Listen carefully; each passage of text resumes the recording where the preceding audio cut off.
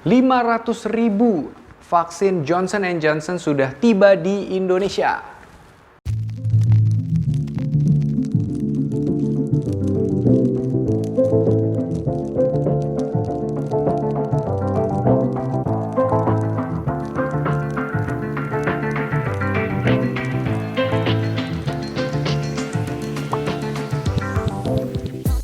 Halo Millennials, kembali lagi di video YouTube kita hari ini bersama saya Dr. Gary. Dan hari ini saya mau cerita sedikit tentang vaksin Johnson & Johnson yang baru aja diterima oleh Indonesia tanggal 11 September kemarin yang diberikan oleh pemerintah Belanda.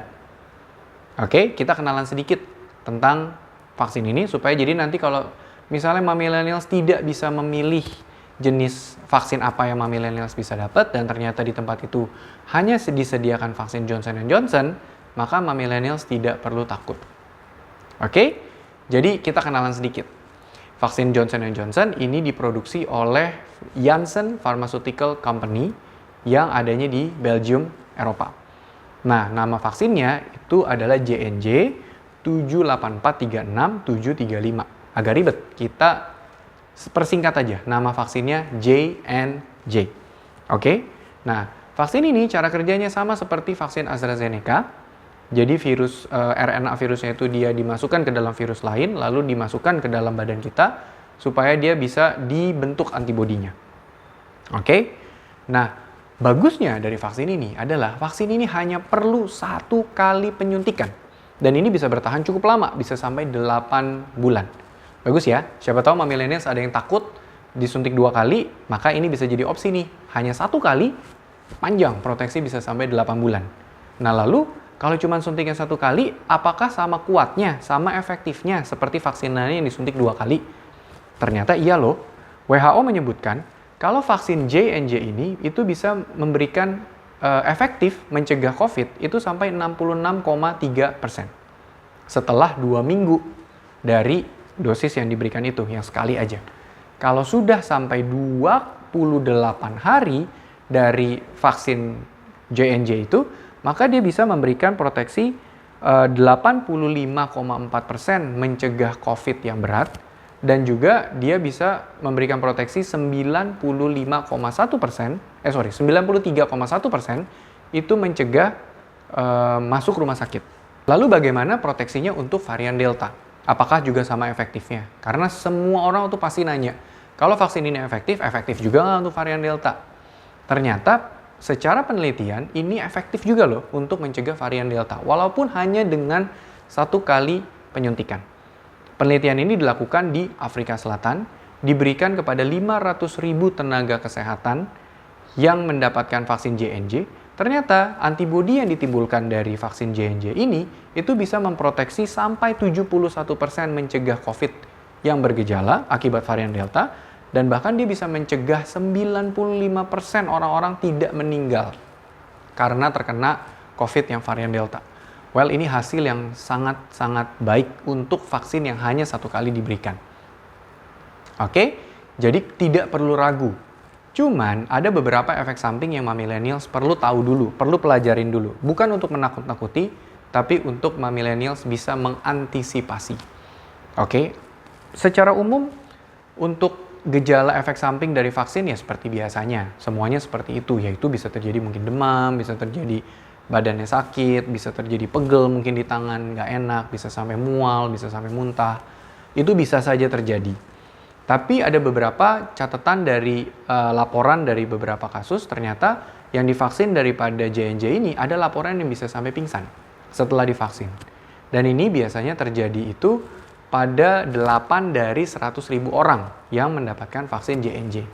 Oleh karena itu, setelah divaksin, jangan langsung pulang. Harus observasi dulu selama 15 menit minimal. Supaya kalau ada gejala-gejala tiba-tiba seperti lemas mau pingsan, kita bisa langsung diberikan pertolongan oleh tenaga medis yang standby di tempat kita melakukan vaksinasi. Lalu yang kedua, ternyata ini sama banget kejadian seperti pada kasus AstraZeneca.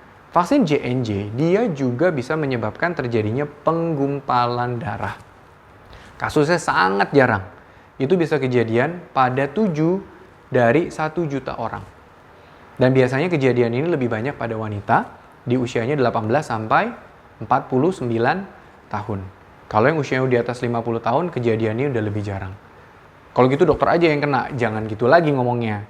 Intinya adalah saya menceritakan, jadi supaya millennials bisa mengantisipasi supaya kalau memang ada gejala-gejala penggumpalan darah yang millennials punya atau punya riwayat seperti itu, millennials bisa dengan mudah menolak vaksin ini, ganti aja merek yang lain. Oke? Dan kejadian penggumpalan darahnya ini bisa terjadi 1-2 minggu dari vaksin. Nah, millennials juga bisa nonton ya gejala penggumpalan darah di AstraZeneca karena itu gejalanya sama. Semua gejala penggumpalan darahnya sama walaupun ini berbeda AstraZeneca dengan si J&J. Oke? Yang ketiga, ini bisa terjadi yang namanya GBS, Guillain-Barré Syndrome. Guillain-Barré Syndrome ini termasuk kejadian yang langka, di mana sistem imun kita itu dia malah menyerang sel-sel saraf kita, sehingga menyebabkan otot kita malah jadi lebih lemah, bahkan bisa berujung pada kelumpuhan. Kejadian ini bisa terjadi dalam 42 hari setelah millennials mendapatkan vaksin J&J. Kenapa bisa seperti itu? Belum ada penjelasan yang detailnya. Tapi yang paling penting adalah GBS ini bisa sembuh. Oke? Dan juga millennials perlu pantau gejalanya apa.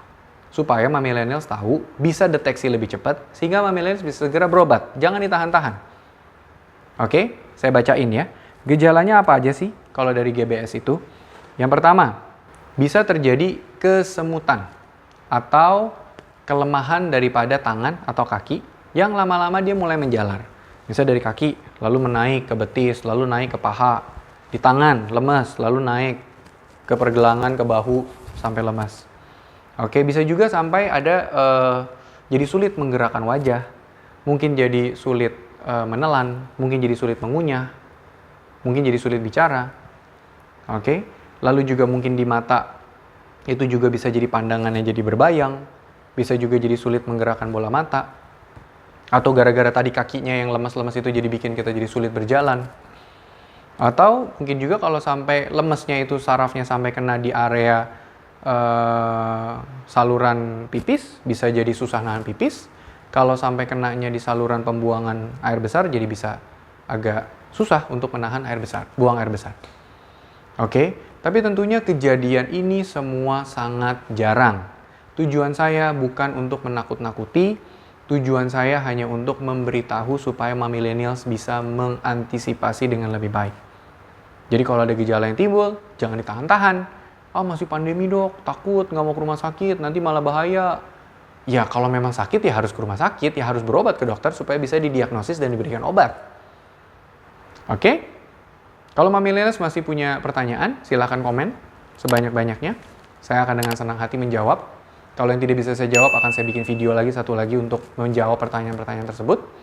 Dan like video ini, subscribe juga kalau belum, dan share sebanyak-banyaknya. And stay safe!